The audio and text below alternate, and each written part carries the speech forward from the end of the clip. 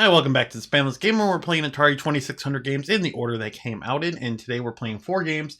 Mousetrap, Miss Pac-Man, the official Frogger, which is not the same as Frogger, apparently, and a game called Name This Game. I name it Poop. Sure. First game is Mousetrap. Came out in 1982, and the box art just has a clever-looking mouse holding some cheese, and you got a dog and a cat back there trying to stop him, I guess. Outsmart those nasty cats. Cooper, our cat's nasty. Our cat's nasty, buddy. I can't read that. It's really blurry. You must something start, and it's dangerous to go alone. Play a game. Sure. Okay. So this is Mousetrap.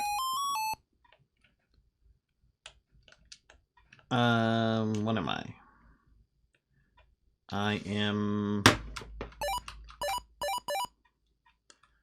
the gray mouse. Now I'm a dog? Am I a dog or a mouse? What am I? Now I'm a mouse. So it's a Pac-Man clone kind of thing. I'm a dog again. What is that?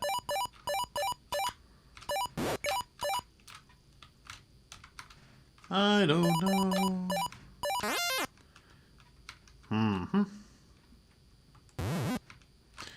I'm a dog. Nope, I'm still a cat. Or a mouse. What am I? What is going on?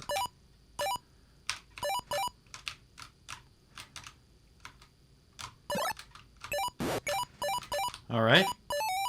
And it just repeats. Cool. So that's Mousetrap. Graphics, 2.5. I mean, you can tell they're cats. I don't know what was changing to a brown dog was all about. Sound, a 2.5. Music, a 1. Story, a 1. Controls, controls are fine. 3. Funness, 1.5. Another Pac-Man clone. Does it hold my attention? No, not too much. Overall, Mousetrap gets a 2. And let's play the next game. Okay, now we're playing Miss Pac-Man for the Atari 2600, which came out in 1982, and Miss Pac-Man just has the Miss Pac-Man rendition of the arcade artwork there, the back of the box. Meet the queen of video games, Miss Pac-Man. She's all dressed up and hungry as ever. Score points as Miss Pac-Man gobbles up dots, energy pills, fruit, pretzels, and of course those grumpy ghosts for 1 player. Miss Pac-Man is trademark of Namco Limited. As most people know, this game started life as Crazy Otto, which was going to be kind of an enhancement kit for Pac-Man machines. After some kind of lawsuit against Atari for the company, I think it's General Computer Corporation's enhancement kit for Missile Command, they were barred from selling conversion kits. So they took their game Crazy Otto directly to Midway, who was America's distributor of Pac-Man. Midway loved it, bought the rights to Crazy Otto, and they changed it. Most people know that. Interesting story, though, is that the game went through many name changes at first. So it started life as Crazy Otto, then it became Super Pac-Man, and then they changed it to Ms. Pac-Man, and then they realized because there's a cut scene showing a stork, people would question the relationship between Pac-Man and Ms. Pac-Man, so they changed it to Mrs. Pac-Man, and then later to Ms. Pac-Man. So went through a lot of name changes, and apparently they all occurred within 72 hours of actual production of the game. And this is a far superior Pac-Man game on the Atari 2600. As we know, Pac-Man was a notoriously bad game for the Atari 2600, a bad port, disappointed a lot of people. It's one of the causes of the 1983 video game crash in North America. And this game is much better. It's got the, the Pac-Man game just had instead of fruit bouncing around on the screen or in the middle of the screen, it was just kind of like a block, a square. So this, we actually get fruit that looks like fruit. It bounces around. This Pac-Man has the little bow in her hair. The ghosts don't flash quite as badly, although in the stream capture that I'm doing, I'm sure it's flickering. You're only seeing some of the ghosts some of the time, but it looks pretty solid on the actual screen. They are a little flickery. Not as bad as Pac-Man flicker, but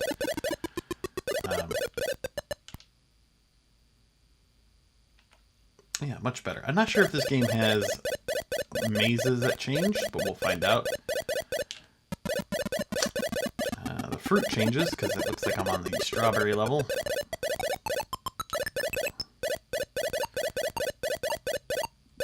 Get that strawberry raspberry thing. I think if this game had come out instead of Pac-Man, or they had more time to spend when they made Pac-Man, and it was this good, the video game market, you know, would have been different. Well, obviously, E.T. gets a lot of the blame for the crash, but, you know, this kind of thing with bad clones of arcade games that are vastly inferior, over-marketing certain games, and just the amount of shovelware on the Atari also definitely contributed to the crash, so you can't just blame Pac-Man. Oh yeah, so I mean it's blue now instead of red, or pink, I guess. That's Miss Pac-Man. So Miss Pac-Man graphics, you get a 6, sound, a 5, music. It actually had a little bit of music there, so I'm going to give it a 3.5. Story, I mean, it's Pac-Man. Controls, they're good. Funness, we'll give it a 5. Doesn't hold my attention. A 5, and overall, Miss Pac-Man is going to get a 5.5. That was Miss Pac-Man for the Atari 2600. And let's move on to the next game. Okay, next we're playing the official Frogger, which is not the same as the Frogger we already played from Parker Brothers. So this game came out in 1982, and you can see from the box it says The Official Frogger by Sega, a supercharger game for the Atari VCS. Also from Sierra Online Inc. Interesting. Program, concept, and packaging pursuant to sub-license from Sierra Online Inc. Yeah, we'll get to that in a second. It's almost like having the arcade game at home, arcade quality graphics, scoring and music just like the arcade, bonus points for the Lady Frog, fly and time remaining, extra frog at 20,000 points, 1 or 2 player, avoid speeding cars and trucks, elude otters and snakes, evade crocodile jaws, and beware of diving turtles. For use with the Star Path Supercharger system.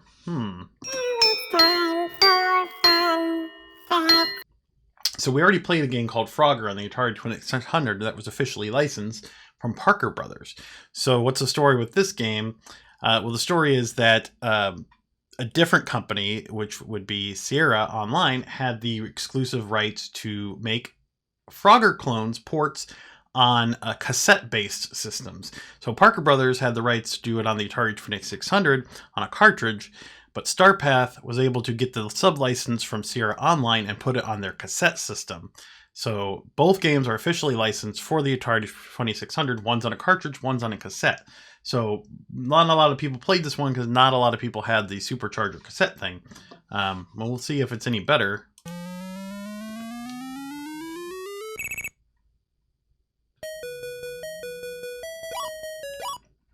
Oh. This looks a lot better. Wow. This is much, much better than the game most people played on the Atari 2600. Wow. Got that Lady Frog.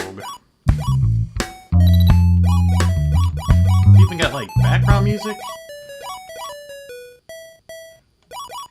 Man, the Supercharger. I wish I had known about that as a kid. Like, I never even heard of it.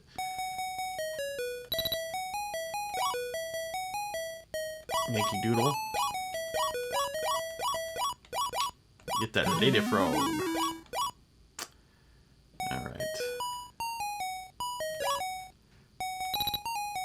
I don't know what this song is. Oh, no, yeah. Yankee Dandy. Okay. Same song. Oh, I died. I can't get over how much better this is than the Parker Brothers version. Obviously, playing the wrong version my whole life. I'm about as good at this as I am at the Parker Brothers version, but, you know.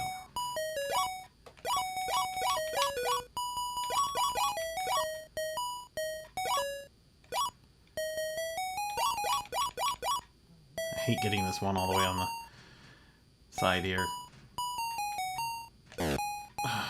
So bad, I'm gonna rewind. I just want to beat the board.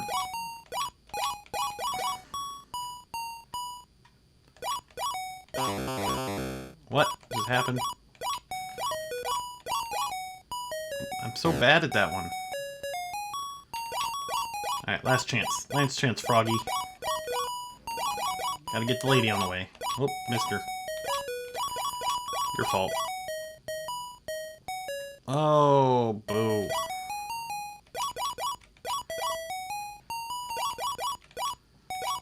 Oh, come on.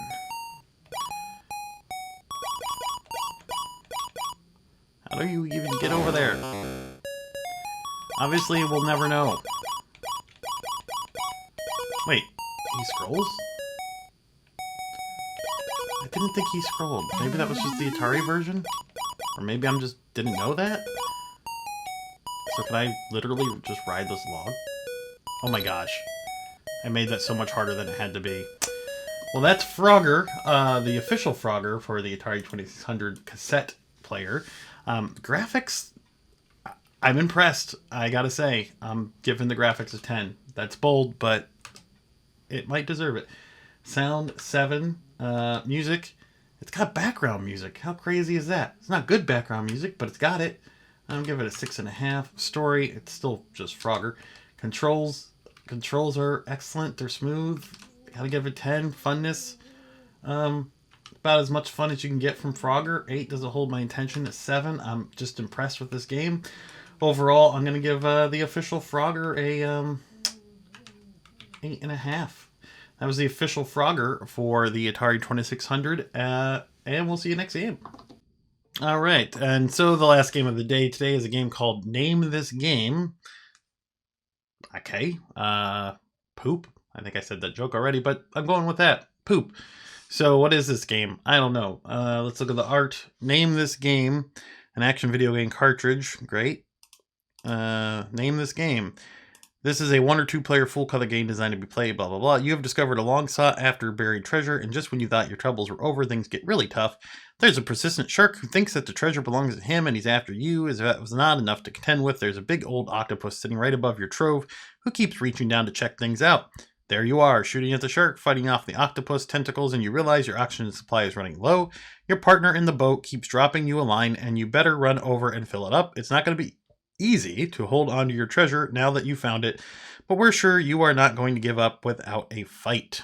Cool. So what's up with this title? Well, the game was originally going to based on Jaws, and it was offered to Parker Brothers, who had the rights to Jaws at the time, but they lost the license soon after that, so they never ended up releasing the game. So then Rob Durbin, who made the game, he then showed it to James Wickstead Design Associates. They picked it up. Originally developed as a game called Treasures of the Deep. It was then picked up by US Games called Guardians of the Treasure. US Games then decided they would release it as a game called Name This Game and win $10,000. They had a cash prize to the winner with the best game name, but before the contest was completed, US Games ceased operation, went bankrupt, and shut down. So, in 1994, there was a magazine, Digital Press, had a naming contest to name this game again. And Russ Perry Jr. gave this game a name called Going Under, which alluded to not only with the game theme, but the fact that US Games went under. So we're going to go with that. The name of this game is now Going Under, if you ask me. Okay.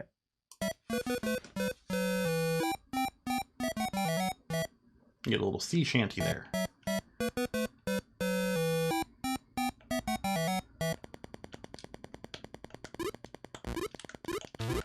Okay, what am I supposed to be doing here?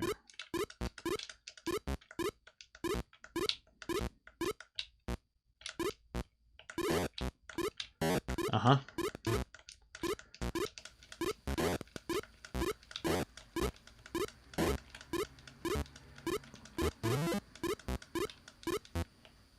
What?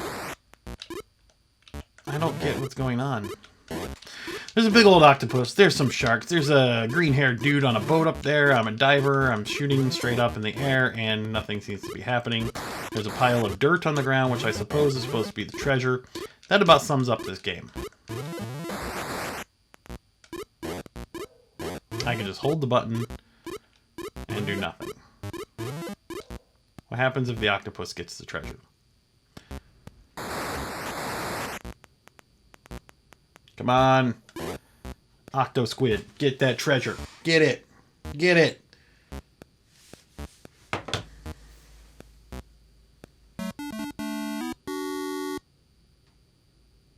Yep, there you go.